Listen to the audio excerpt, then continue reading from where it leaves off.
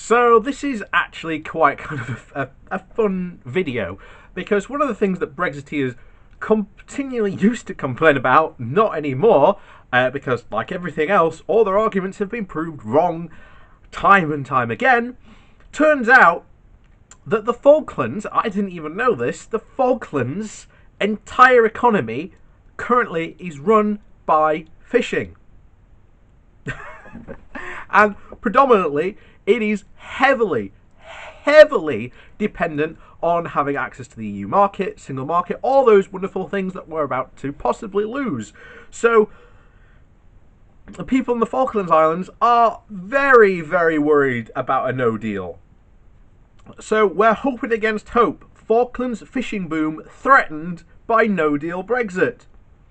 The island's remarkable transformation has been powered by fishing, and locals are anxious at what the future might hold. Since Stuart Wallace's ancestors first arrived in the Falklands on 1842, the family have borne witness to the island's transformation from an impoverished outpost of empire to the setting of a remarkable economic boom powered by modern-day fishing industry. Nowadays, however, Wallace spends little time dwelling on that past. He is too preoccupied by the threat to the island's newfound wealth posed by the UK's looming departure from the European Union. For much of the 177 years since the Wallace family arrived, the Falklands economy was based on mutton exports to the United Kingdom. The likeness of the sheep still appears on the Falklands coat of arms, but the island's trade is no longer primarily bound to the UK, and their main export no longer grazes on land. If the Falklands crest were to be redesigned now, the sheep might be replaced by the image of the South Atlantic squid, swimming not towards the UK, but in the direction of the European Union. The seafood industry is what sustains our entire economy, says Wallace, who 3 decades ago set up the Fortuna Fishing Company. Of the Falklands exports, 82%, mostly squid, go to Spain alone. The US comes a distant second with 4.2%, trailed by South Africa with 3.6%, and the UK at a mere 2.3%. So having just commissioned over 70 crew trawler from the Spanish shipyard to add to his 5-ship fleet, Wallace is understandably concerned how a no-deal Brexit could affect the island's future.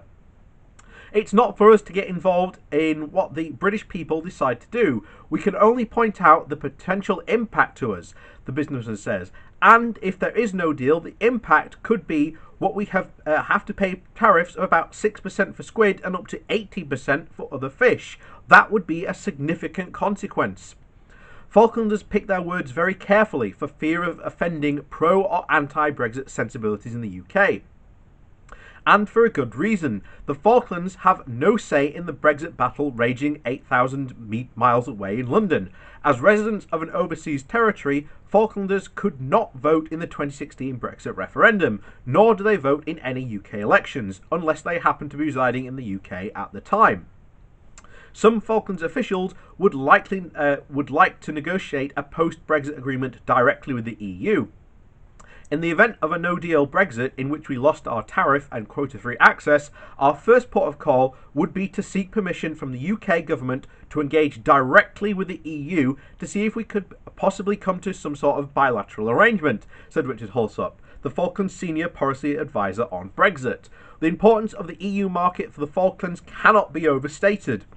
All our fishery products go through Vigo in Spain, says Telsey Barkman, 31, a 6th-generation Falklander and a member of the Falklands Islands Legislative Assembly who worked with Hislop to navigate a soft Brexit landing.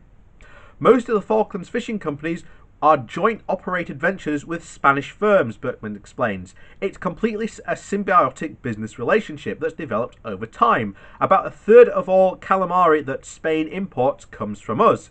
And that's 1 in 3 chance that if you're eating calamari in Spain, it comes from the Falkland Islands.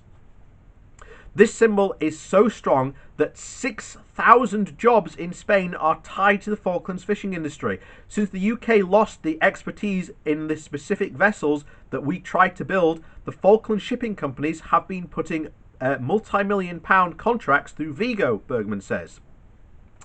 At risk is one of the highest GDP per capita in the world. The Falklands are snuggling up in the 12th spot between Norway and the United Arab Emirates.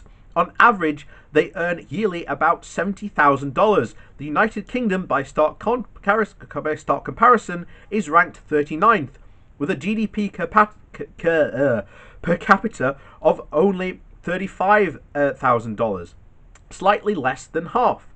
The Falklands fishing boom followed the brief military occupation of the islands by Argentina, which has a long-standing sovereignty claim on the archipelago and calls Las Malvinas. The 1982 military incursion claimed the lives of 3 islanders, 655 Argentinian and 255 British servicemen. After the conflict, the Falklands government began handing out fishing quotas for its surrounding South Atlantic waters after the war, opening the way for today's squid boom.